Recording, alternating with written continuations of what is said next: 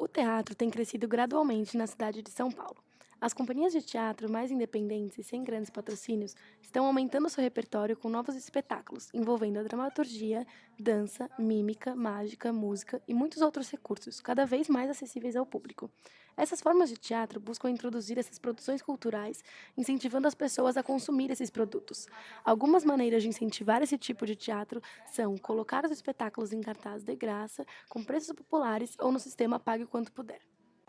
No sistema onde a entrada é pague quanto puder ou pague quanto você acha que vale, o interessado assiste ao espetáculo pagando literalmente o quanto quiser pela peça, o quanto aquela pessoa achar que vale a exibição.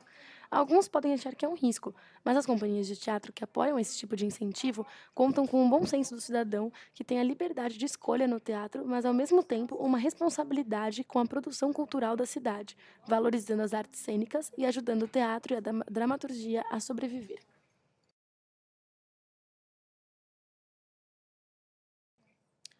Quando as peças têm preços populares, o objetivo é adaptar aquela situação para o meio das pessoas comuns, ou seja, adaptar um valor para que aquela pessoa que tem a vida baseada nos salários mínimos também possa ter acesso à produção cultural da cidade. Além das peças para adultos, espetáculos infantis também estão recebendo esse espaço na questão do incentivo ao teatro, com preços acessíveis para que os pais possam levar seus filhos a um programa cultural sem pesar no bolso.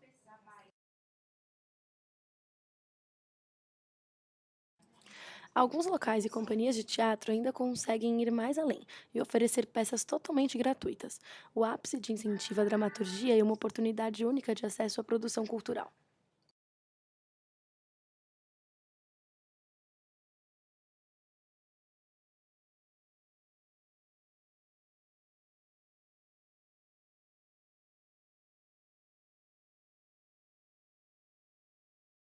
Apesar de ser o dinheiro ser público, é ele que diz aonde vai o dinheiro.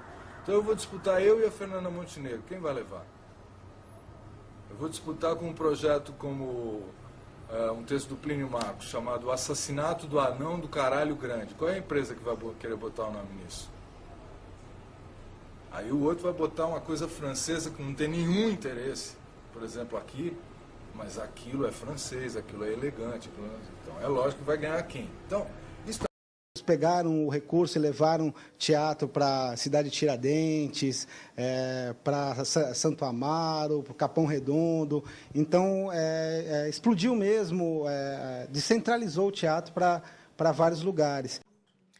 Essas produções são comuns em locais como o Pátio do Colégio, os SESCs, Serviço Social do Comércio, Centro Cultural Fiesp, Ruth Cardoso, Núcleo Experimental do SESI, Teatro Popular do SESI, Teatro da USP, entre outros.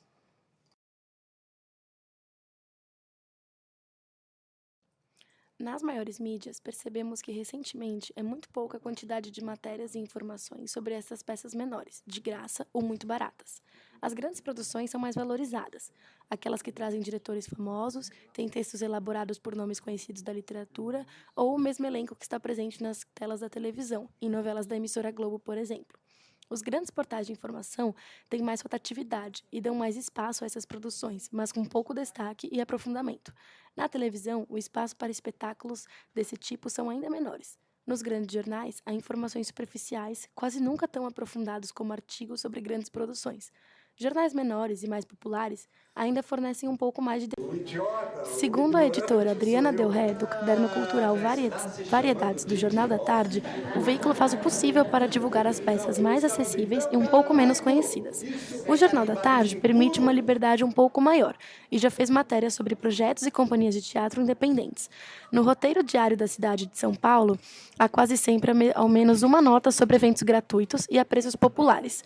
As matérias maiores são um pouco menos frequentes, mas não raras, como, por exemplo, uma central sobre pequenas companhias de teatro pela cidade e uma matéria sobre o projeto Céu e Show, que, embora fosse um projeto gratuito para levar o teatro às comunidades carentes, é formado por peças famosas e atores conhecidos, como Cruel, com Reinaldo Ginettini, que por isso ganhou muito mais visibilidade na mídia. Já a assessora de imprensa Adriana Silva, da Ofício das Letras, assessoria focada em cultura em São Paulo, afirma que é difícil conseguir vender as pautas, ou seja, incentivar os jornalistas a colocarem destaques a respeito do teatro independente, gratuito e pequenas produções. A assessora afirma que essa situação tem melhorado gradualmente na cidade e que é possível perceber uma abertura e interesse do paulista a esse tipo de teatro. Projetos teatrais e musicais, como o Movimento Elefantes, têm crescido muito por causa da divulgação e da procura do público por esse tipo de produção cultural, mas alternativa. Ainda assim, ela acredita que a facilidade de grandes produções serem divulgadas é muito maior e que o trabalho do assessor é mais delicado e complexo quando se trabalha com produções pequenas.